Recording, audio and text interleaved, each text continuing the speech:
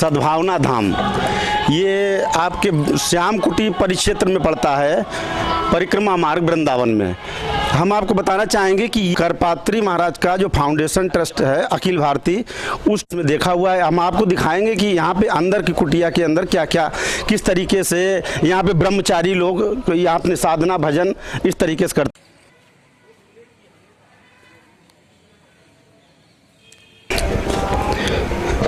ये है इनकी कुटियाएँ, आपको दिखाएंगे कि यहाँ पे एक से एक साधु संतों की फोटो लगी हैं। इस समय प्रेजेंट टाइम त्र्यंबकेश्वर चैतन्य जी महाराज के सारी कुटिया या आश्रम का संचालक उन्हीं में है।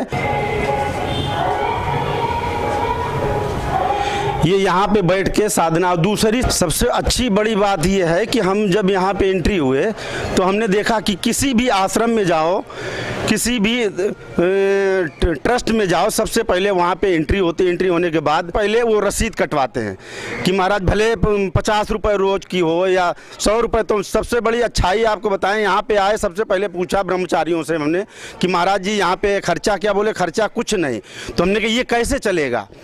तो उसके लिए इन्होंने कहा, वो एक कहावत आती कि सोचा मैं न कहीं जाऊंगा, यहीं बैठकर अब खाऊंगा, जिसको गरज होगी आएगा, सृष्टिकर्ता खुद लाएगा।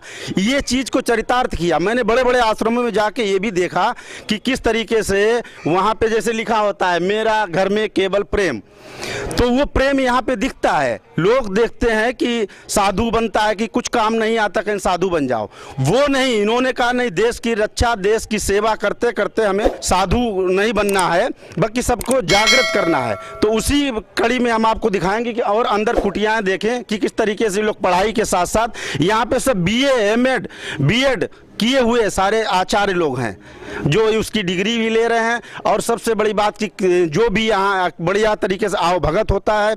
और यहाँ पे हम तो केवल यही चाहेंगे कि ये परिक्रमा मार्ग में आपका आश्रम बहुत बढ़िया बना है। यहाँ पे जो भी लोग आए, जैसे भी आए, सेवा भी खूब होती है, भक्ति आपको यहाँ पे देखने को मिलेगी कि वास्तव में पवित्र भूमि में किस तरीके से भक्ति की जाती है। यहाँ पे 1-2 नहीं, कम से कम 4-4 गायत्री पुरस्कार हो चुके हैं। अब हम आपको बाकायदा दिखाएंगे कि किस तरीके से कुटिया के अंदर आए। जरा इसमें जो बाहर से आए हुए हैं आगंतुक लोग, वो इसमें लेटे हुए हैं। तो किस तरीके से ये शायद प्रबल जी महाराज जी की हाँ इन्हीं का ही आश्रम है, इन्हीं की तपोस्थली है।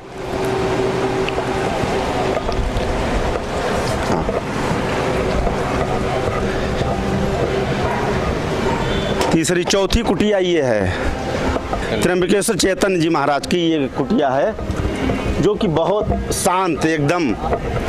लाइट नहीं,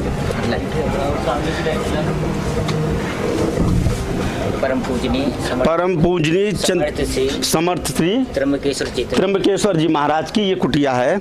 यहाँ पे उन्होंने साधना की सारी फोटोज लगी हुई हैं। ये साधना कक्ष है। अंदर आ जाइए, देखो बंद। यहाँ पे स्वामी जी ने अपनी साधना, ये तपोस्थली समझिए यहाँ पे है। यहाँ कितना रमणीय और कितना शांत वातावरण है। और हम आपको दिखाएंगे गायें भी इनकी यहाँ पे मौजूद हैं। तो इसे ज़्यादा से ज़्यादा बड़ा बने और विशाल बने।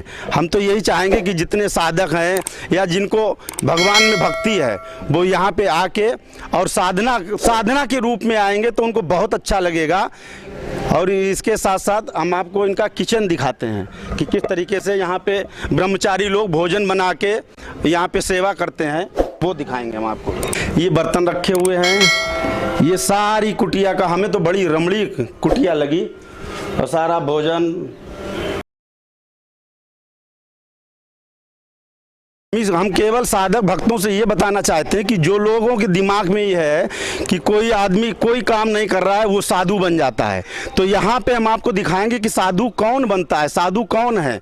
साधु यहाँ पे आपको मिलेंगे सब पढ़े लिखे टॉप क्लास के। हमने सुना है शायद यहाँ के गुरु जी भी PhD किए हुए हैं। तो ऐसा नहीं है कि संसार में केवल लोग कोई काम नहीं करें साधु बन जाओ। ये जितनी मूर्तियाँ देख रहे हैं सब वेद पाठ करते हैं, सब BEd MAd किए हुए ये साधु हैं।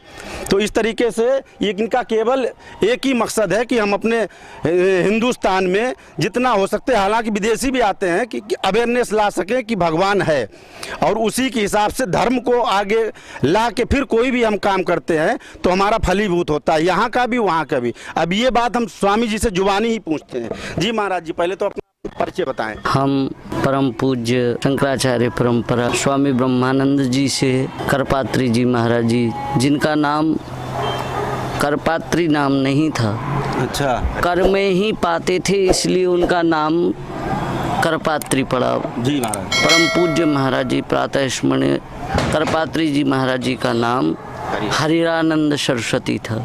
जी जी। उनके कृपा पात्र परम पूज्य वीर यज्ञ सम्राट वीरवती प्रबल जी महाराज जी, और प्रबल जी महाराज जी के बहुत शिष्य हुए, परंतु दो प्रमुख शिष्य हुए इस समय, त्र्यंबकेश्वर चैतन्य जी महाराज जी और डॉक्टर गुण प्रकाश जी चैतन्य जी महाराज। डॉक्टर गुण प्रकाश चैतन्य जी अखिल भारतीय धर्म संघ के इस समय वर्तमान में अध्यक्ष हैं। हाँ महाराज, हम बनारस गए, धर्म संघ में रुके, वहाँ का भी देखा सब कुछ, लेकिन यहाँ पे जो हमें, हालांकि ये नहीं बोलना चाहिए, शांति वहाँ भी मिली, वहाँ भी हफ्तों रह के आए हम, लेकिन यहाँ जो शांति मिली, लेकिन इनकी जो सेवा है वो महाराज जी ये कहाँ से लाए आप लोग? ऐसा है, ये सर्वत्र तीर्थ तो सर्वत्र हैं, परंतु यहाँ जो दुर्गम बात हुई है वो है गायत्री पुरुषचरण। अच्छा। यहाँ 4 साधकों ने गायत्री पुरुषचरण किया है। परम पूज्य त्र्यंबकेश्वर चैतन्य जी महाराज जी, मेरे बगल में ब्रह्मचारी जी विराजमान हैं। वृंदावन तो वैसे ही धाम है, रे मन बिंदा विपिन निहार, वृंदावन सीमा के बाहर हरिहु को न निहार, परंतु वृंदावन के साथ साथ होने के साथ साथ यहाँ गायत्री का विशेष स्थान होने के कारण यहाँ जो यहाँ के परमाणु हैं वो सात्विक हुए हैं। और परम पूज्य त्र्यंबकेश्वर चैतन्य जी महाराज जी 3 गायत्री पुरुषचरण कर चुके हैं, जिसमें गायत्री पुरुषचरण में 24 लाख जप करना होता है। उस समय में ये लगभग हो जाता है ये गायत्री पुरुषचरण देवी भागवत के अनुसार तो है 2500 करना चाहिए, 3000 करना चाहिए, 2000 करना चाहिए एक दिन में, परंतु अब साधकों पर इतना लंबा समय कहाँ होता है, इस कारण देश में महाराज जी पुरस्चरण बोले तो अनुष्ठान, उसमें नियत समय पर नियत जप करना है।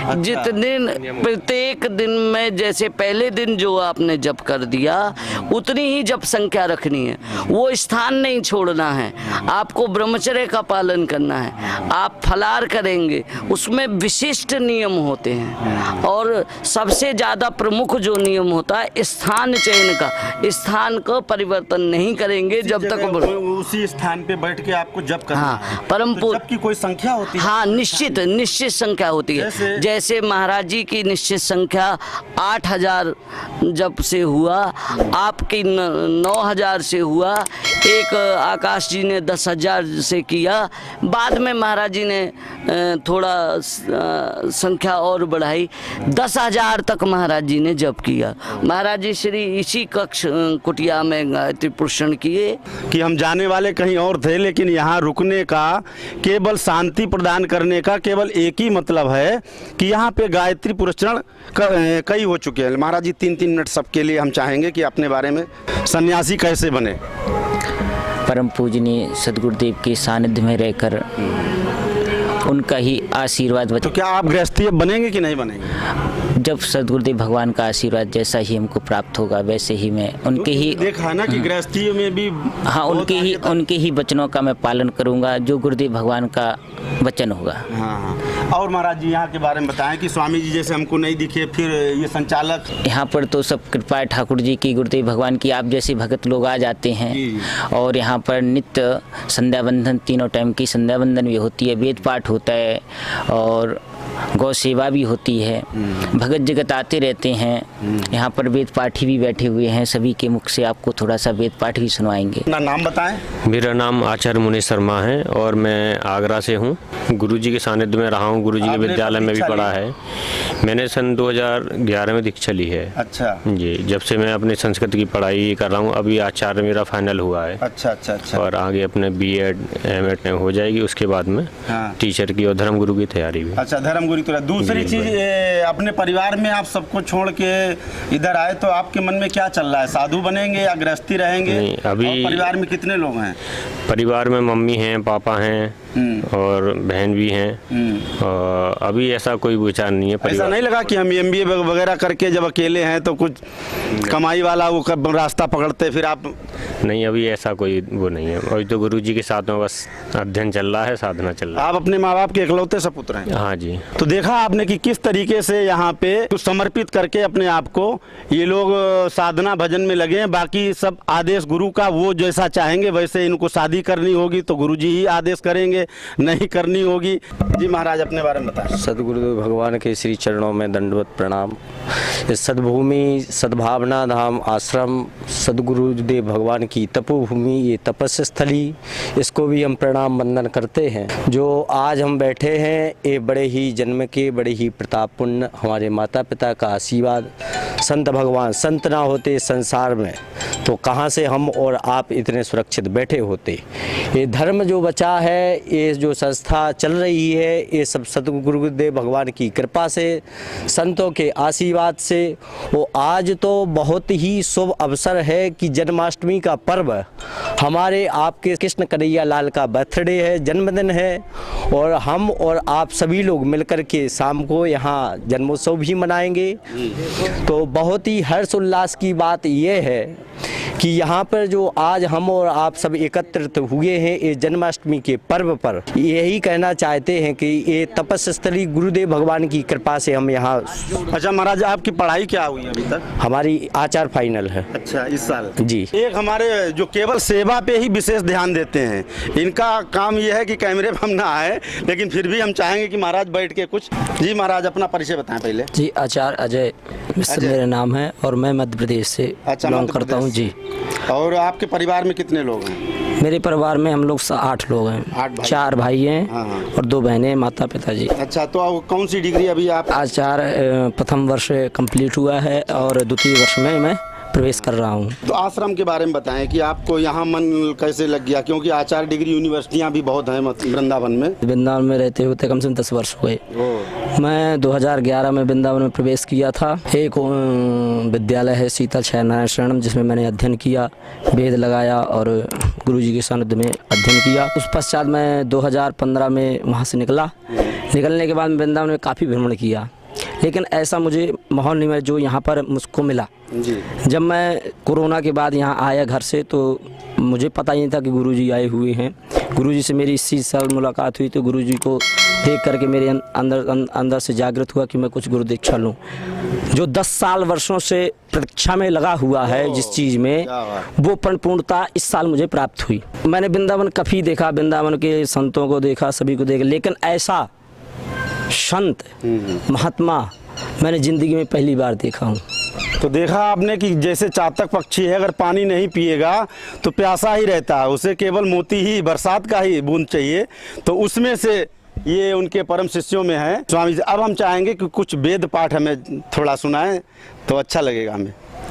हरि ओम स्वस्ति न इंद्रो वृद्धसर्वाः स्वस्ति नः पूषा विश्ववेदाः स्वस्ति नस्तार्क्ष्यो अरिष्टनेमिः स्वस्ति नो बृहस्पतिर्दधातु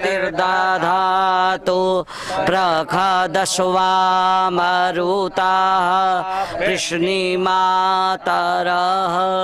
शुभं जावानो गति खुजगमायः अग्निश्जीवामनव शूर चक्षुषो विषेणो या देवा भद्रं पश्येमाक्षभिर्यजत्रा चकराजरसन्तनूनां पुत्रासो यत् पितरो भवन्ति मानो मदीयारीरिखतायुर्गन्तो आदित्यो आदितिमन्तरिक्षमादितिर्माता स पिता स पुत्राः विश्वेन्देवा आदितिः पंचजना। ये रहा वेद का मंत्र, और इसका महाराज जी अर्थ जरूर हम चाहेंगे कि इसमें क्या क्या समाविष्ट है। इतनी संस्कृत हमको तो नहीं आती है, लेकिन हम आप पूछना चाहेंगे कि इसका सार क्या है। इसमें ग्रहों के भी चर्चा की है कि इस भूमंडल पे हर जगह व्यवस्थित सुव्यवस्थित शांति हो, वातावरण पवित्र रहे, इस चीज़ की मंगलाचरण में भी करा जाता है।